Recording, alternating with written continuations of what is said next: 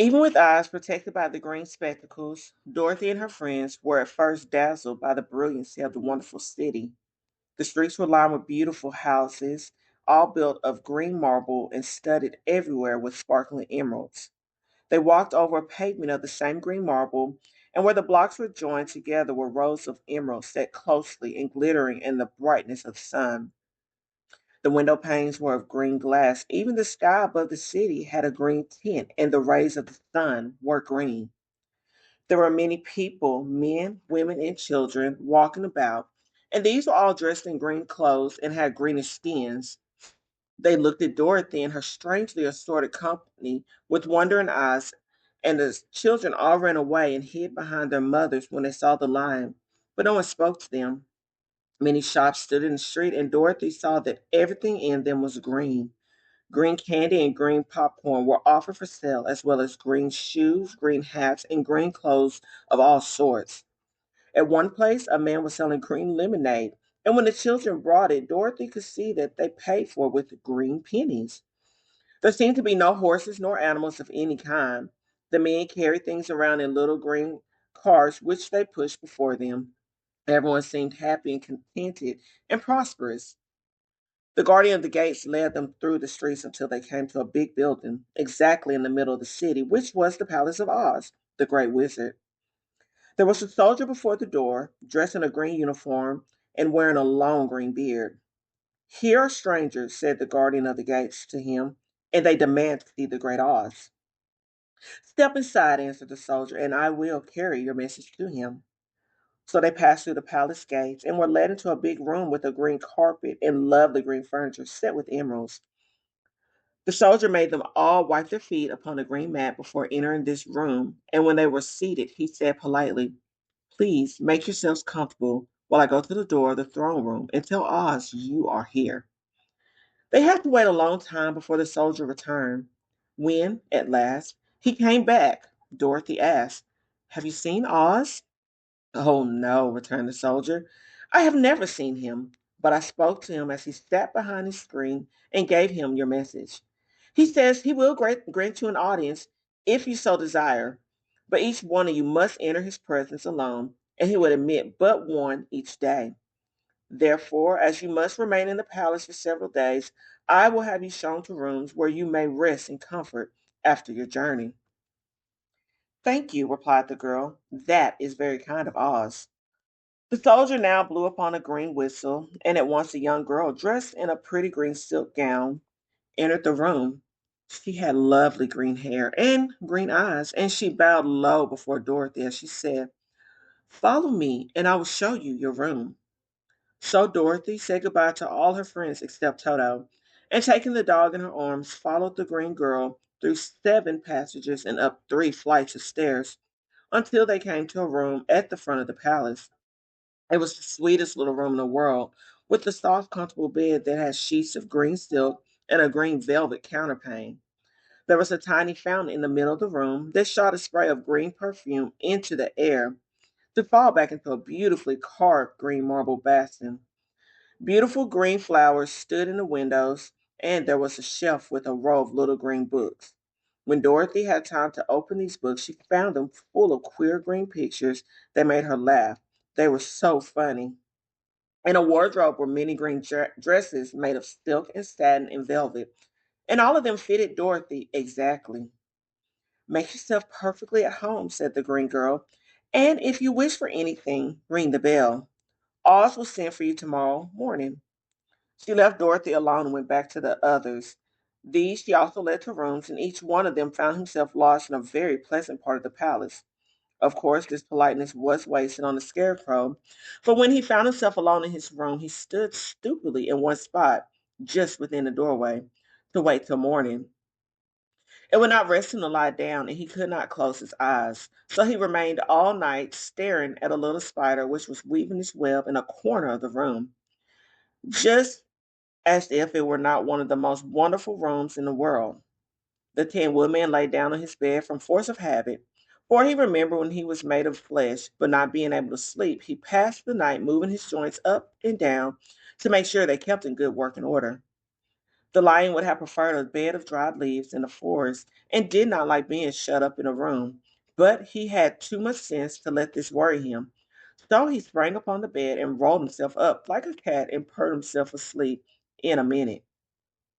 The next morning, after breakfast, the Green Maiden came to fetch Dorothy, and she dressed her in one of the prettiest gowns made of green brocaded satin.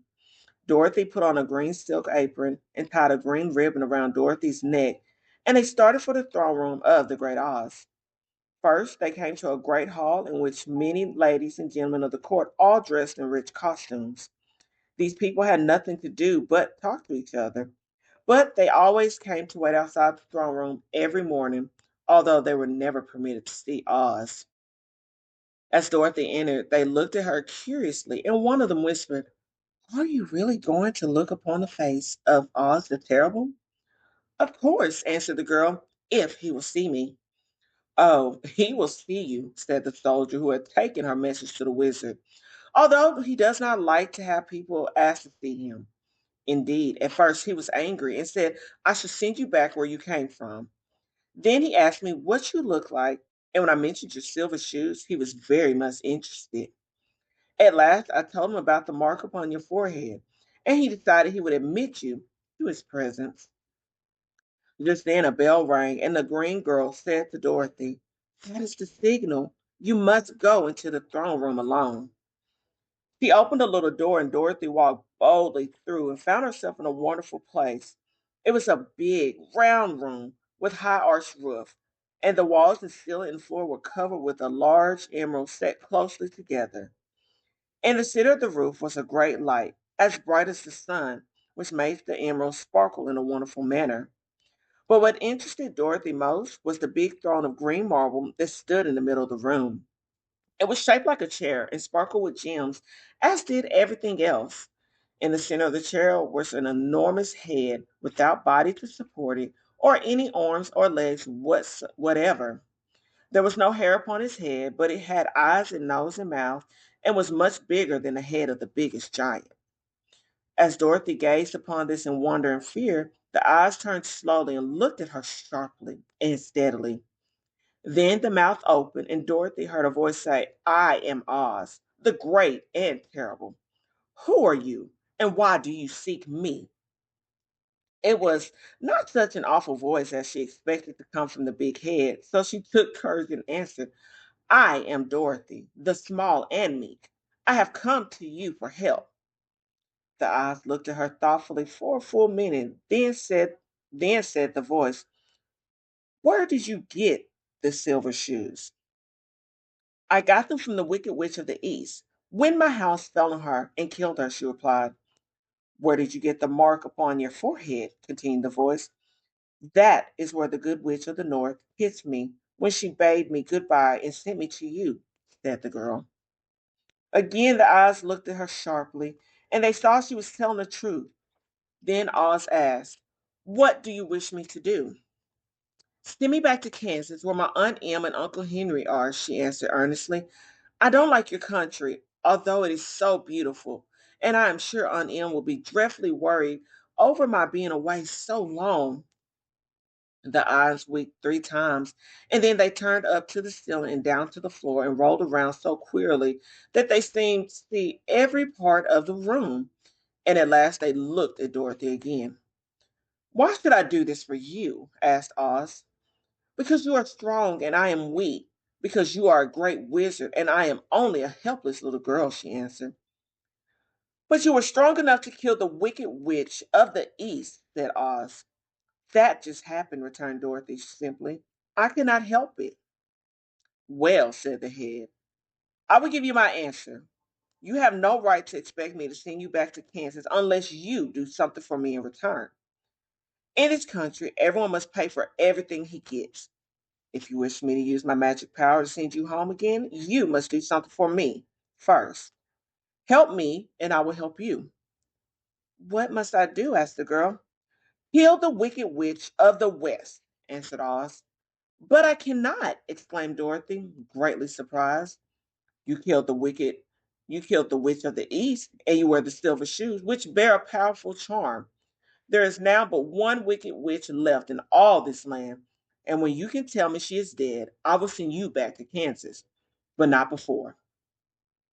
The little girl began to weep. She was so much disappointed, and the eyes winked again and looked upon her anxiously, as if the great Oz felt that she could not help him if she would.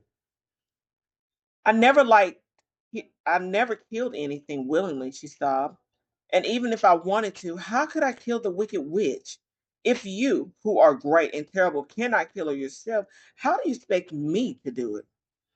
I do not know, said the head, but that is my answer.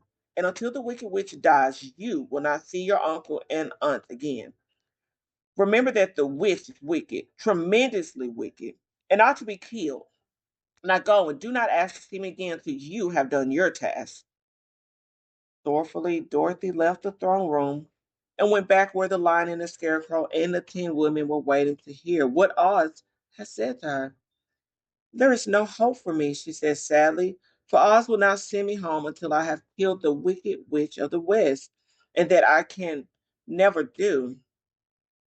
Her friends were sorry, but could do nothing to help her, so she went to her own room and lay down on the bed and cried herself to sleep. The next morning, the soldier with the green whiskers came to the scarecrow and said, "Come with me, for Oz has sent for you." So the scarecrow followed him and was admitted into the great throne room, where he saw sitting in the emerald throne a most lovely lady. She was dressed in green silk gauze and wore upon her flowing green locks a crown of jewels. Growing from shoulders were wings, gorgeous in color, and so light that they fluttered if the slightest breath of air reached them. When the scarecrow had bowed as prettily as his straw stuffing would let him, before this beautiful creature she looked upon him sweetly and said, "I am Oz, the great and terrible.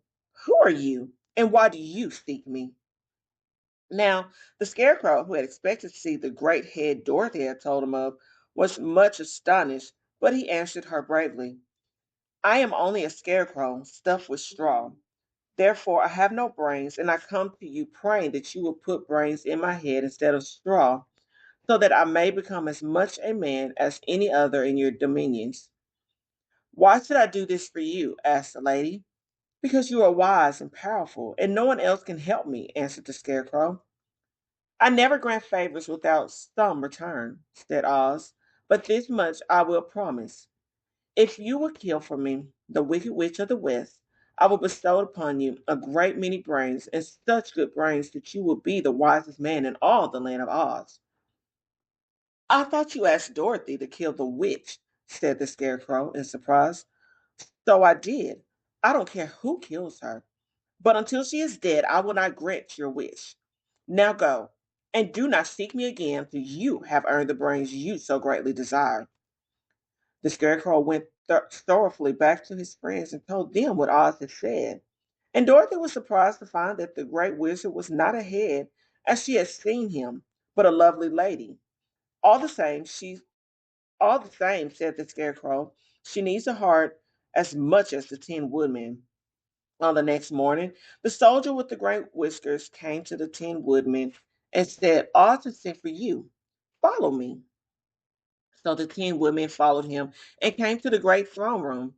He did not know whether he would find Oz a lovely lady or a head, but he hoped it would be the lovely lady. For he said to himself, "If it is the head, I am sure I shall not be given a heart, since the head has no heart of its own, and therefore cannot feel for me. But if it is the lovely lady, I shall beg hard for a heart, for all ladies are themselves said to be kindly hearted." But when the woodman entered the great throne room, he saw neither the head nor the lady, for Oz had taken the shape of a most terrible beast. It was nearly as big as an elephant, and the green throne seemed hardly strong enough to hold its weight. The beast had a head like that of a rhinoceros, only there were 5 eyes in its face. There were 5 long arms growing out of its body, and it also had 5 long, slim legs. Thick, woolly hair covered every part of it, and a more dreadful looking monster could not be imagined. It was fortunate the Tin Woodman had no heart at the moment, for it would have beat loud and fast from terror. But being only 10, the Woodman was not at all afraid. Although he was much disappointed, I am Oz, the great and terrible, spake the beast, in a voice that was one great roar. Who are you, and why do you seek me? I'm a woodman made of tin, therefore I have no heart and cannot love. I pray you to give me a heart that I may be as other men are. Why should I do this? Demanded the beast. Because I ask it, and you alone can grant my request, answered the woodman. Oz gave a low growl at this, but said gruffly, if you indeed desire a heart, you must earn it. How? Asked the woodman. Help Dorothy to kill the wicked witch of the West, replied the beast. When the witch is dead, come to me, and I will then give you the biggest and kindest and most loving heart in all of the land of Oz. So the Tin Woodman was forced to return sorrowfully to his friends to tell them of the terrible beast he had seen. They all wondered greatly at the many forms the great wizard could take upon himself. And the lion said, if he is a beast, when I go to see him, I shall roar my loudest, and so frighten him that he will grant all I ask. And if he is the lovely lady, I shall pretend to spring upon her, and so compel her to do my bidding. And if he is the great head, he will be at my mercy. For I will roll this head all about the room until he promises to give us what we desire. So be of good cheer, my friends, for all will yet be well. The next morning, the soldier with the green whiskers led the lion to the great throne room and bade him enter the presence of Oz. The lion at once passed through the door and glancing around, saw to his surprise that before the throne was a ball of fire, so fierce and glowing he could scarcely bear to gaze upon it. His first thought was that Oz had by accident caught on fire and was burning up. But when he tried to go nearer, the heat was so intense that it singed his whiskers, and he crept back tremblingly to a spot near the door. Then a low, quiet voice came from the ball of fire, and these were the words it spoke. I am Oz, the great and terrible. Who are you, and why do you seek me? And the lion answered, I am a cowardly lion, afraid of everything. I come to you to beg that you give me courage, so that in reality I may become the king of beasts, as men call me. Why should I give you courage? Demanded Oz. Because of all wizards, you are the greatest and alone have power to grant my request, answered the lion. The ball of fire burned fiercely for a time, and the voice said, bring me proof that the wicked witch is dead. In that moment, I will give you courage. But so long as the witch lives, you must remain a coward. The lion was angry at this speech, but could say nothing in reply, and while he stood silently gazing at the ball of fire, it became so fiercely hot that he turned pale and rushed from the room. He was glad to find his friends waiting for him and told them of his terrible interview with the wizard. What shall we do now? Asked Dorothy sadly. There is only one thing we can do, returned the lion, and that is to go to the land of the Winkies, seek out the wicked witch, and destroy her. But suppose we cannot, said the girl. Then I shall never have courage, declared the lion. And I shall never have brains, added the scarecrow. And I shall never have a heart, spoke the Tin Woodman. And I shall never see Aunt Em and Uncle Henry, said Dorothy, beginning to cry. Be careful, cried the green girl. The tears will fall on your green silk gown and spot it. So Dorothy dried her eyes and said, I suppose we must try it, but I'm sure I do not want to kill anybody, even to see Aunt Em again. I will go with you, but I'm too much of a coward to kill the witch, said the lion. I will go too, declared the scarecrow, but I shall not be much of help to you. I'm such a fool. I haven't the heart to harm even a witch, remarked the Tin Woodman. But if you go, I certainly shall go with you. And therefore it was decided to start upon their journey the next morning. And the woodman sharpened his axe on a green grindstone and had all his joints properly oiled. The scarecrow stuffed himself with fresh straw, and Dorothy put new paint on his eyes that he might see better. The green girl, who was very kind to them, filled Dorothy's basket with good things to eat, and fastened a little bell around Toto's neck with green ribbon. They went to bed quite early and slept soundly until daylight, when they were awakened by the crowing of a green clock that lived in the backyard of the palace and the crackling of a hen that had laid a green egg.